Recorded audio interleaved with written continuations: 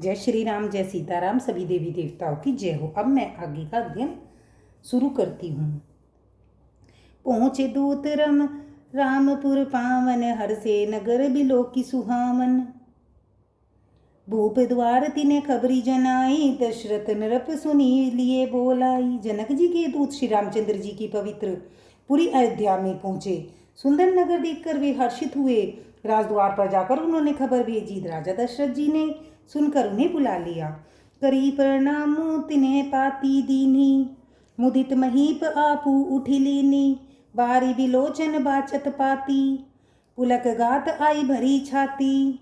दूतों ने प्रणाम करके चिट्ठी दी। प्रसन्न होकर राजा ने स्वयं उठकर उसे लिया। चिट्ठी बाँचते समय उनके नेत्रों में जल, प्रेम और आनंद के आंसू छा गया। शरीर पुलकित हो गया और छाती भर आई। राम लखनऊ उड़ कर बर बैठी चिट्ठी, रही गए कहत ने खाटी मीठी। पुनी धरी धीर पत्रिका बाँची, हरसी सभा बात सुनी साची। हृदय में राम और लक्ष्मण है, हाथ में सुंदर चिट्ठी है। राजा उसे हाथ में लिए ही रह गए। खट्टी मीठी कुछ भी न कह सके। फिर धीरज धरकर उन्होंने पत्रिका पढ़ी। सारी सभा सच्ची बात सुनकर हर्षित हो गई।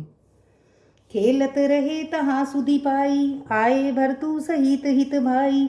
पूछत अति स्नेह संकुचाई, तात कहाँ ते पाती आई। भरत जी ने अपने मित्रों और भाई शत्रुघ्न के साथ जहाँ खेलते थे वहीं समाचार पाकर वे आ गए और प्रेम से संकुचाते हुए पूछते हैं, पिताजी चिट्ठी कहाँ से आई है। कुशल प्राण प्रिय बंधु दोहु, आइए कहू के ही देश।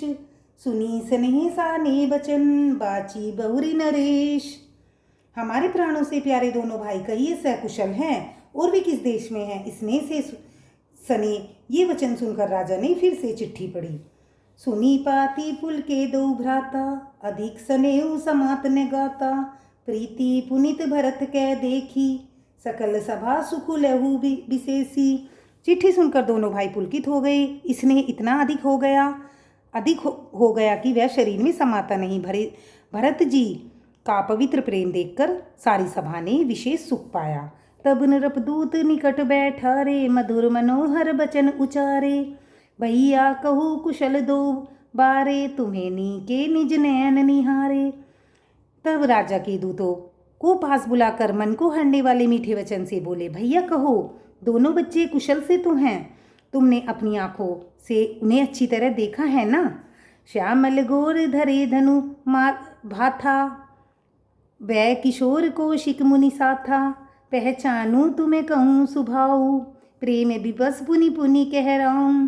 सांवले और गोरे शरीर वाले वे धनुष और तरकश धारण किए हुए हैं। किशोर अवस्था है, विश्वामित्र मुनि के साथ हैं। तुम उनको पहचानते हो तो उनका स्वभाव बताओ। राजा प्रेम के विषय में विशेष वश में होने पर बार बार इस प्रकार कह पूछ रहे हैं। जा दिन से मुनि गए लवाई, तब ते आज साची सुधी पाई। कहू विदे कवन विधि जाने, सुनी प्रिय वचन दूत मुस्काने।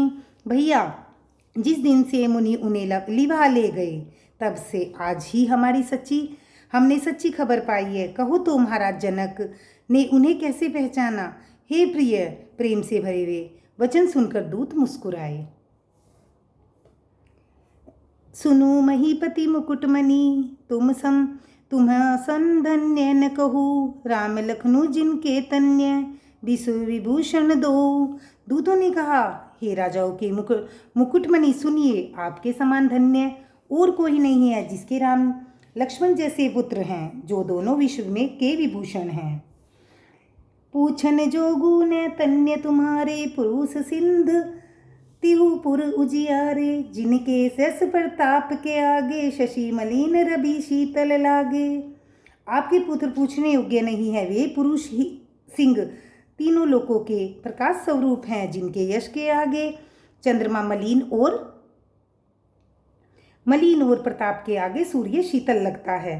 तिन्हें कह कहिए नाथ किमी चीने, देखी रवि की दीप कर लीने। सिय स्वयंवर भूप अनेका, समेटे सुबट एक ते एका।